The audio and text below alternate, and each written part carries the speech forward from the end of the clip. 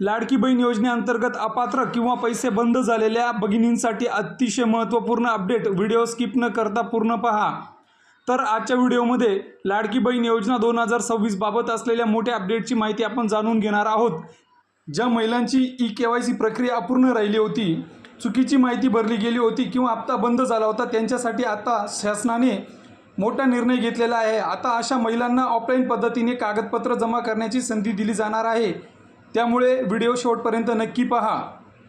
मिळालेल्या माहितीनुसार जिल्ह्याच्या महिला व बाल विकास विभाग येथे जाऊन महिलांना आवश्यक कागदपत्रे ऑफलाईन स्वरूपात जमा करता येणार आहेत, अशी इलेक्ट्रॉनिक्स मीडियावरती माहिती देण्यात आलेली आहे. याबाबत शासनाचे अधिकृत पत्रक जारी झालेले नाही. तसं झाल्यास आपणास तात्काळ कळविण्यात येईल.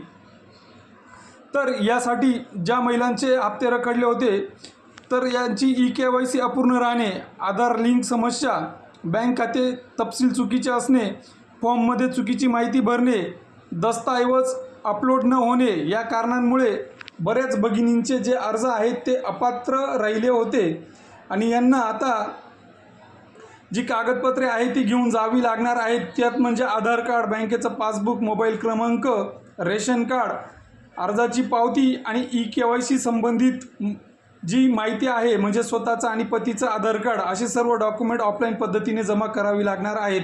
माहिती आवडल्यास लाईक करा, कमेंट करा व इतर जणांपर्यंत शेअर करा. धन्यवाद.